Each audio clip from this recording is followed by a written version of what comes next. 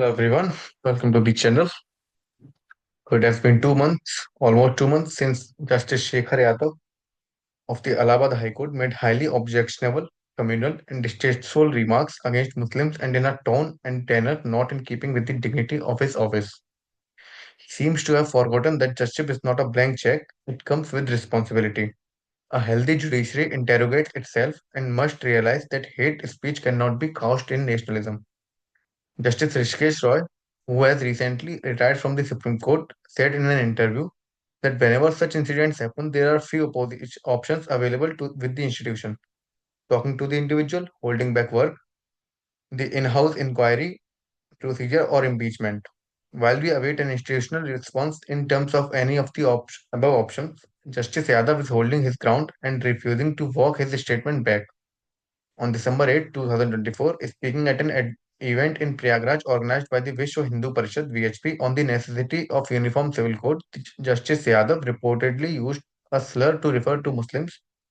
He also reportedly said, "You have a misconception that if a law is brought in, it will be against your Shariat, your Islam, and your Quran." Justice Yadav said, "But I want to say one more thing: whether it is a personal law, our Hindu law, your Quran, or whether it is our Gita, As I have said, as I said, we have addressed the ills in our practices. कमियां थी दुरुस्त कर लिए हैं. The shortcomings have been addressed.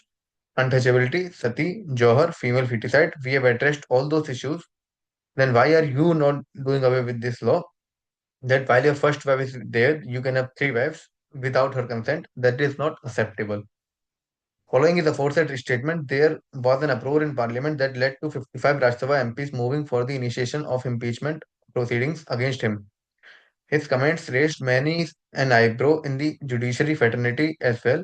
On the institutional front, he was reportedly summoned by the Supreme Court Collegium and was asked to tender a public apology for his remarks.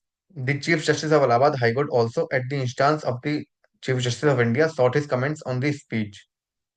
In response, Justice Yadav is reported to have maintained that he had not violated any principle of judicial conduct and that the judiciary, often unable to defend itself publicly, required support from senior members of the fraternity. It appears then that Justice Yadav is not in the least remorseful over his statement and wants to brazen it out.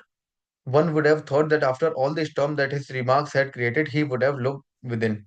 On the contrary, he wants the senior members of the judicial fraternity to come to his aid. In light of his stand, it is now up to the Supreme Court to take a call on his reported statement, every word of which was against the core value of the Constitution, founded on the principles of the equality, justice, fraternity, and secularism.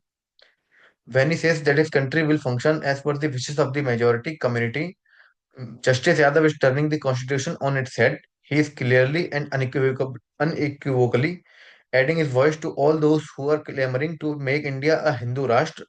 And when he talks in terms of we and they, our Gita and their Quran, he is clearly othering Muslims. What Justice Yadav reportedly said at the VHP event was not only against the Constitution, it was also in violation of the oath of the office that he took before assuming charge as a High Court judge. He solemnly affirmed that he would bear true faith and allegiance to the Constitution of India and would perform the duties of his office to the best of his abilities without fear or favor, affection, or ill will. Equality, liberty, and fraternity are the pillars of the Constitution. What was allegedly said was advocating the worst sort of tyranny. For over a decade, we have been witnessing some right wing politicians and so called gurus giving clarion calls to make India a Hindu Rashtra. Unfortunately, this tendency seems to be spreading in the judiciary too. Though at present, at a minuscule level, many believe that it was wholly inappropriate for Justice Yadav to have attended an event organized by VHP, which bears the tag of a Hindu organization advocating a Hindu Rashtra.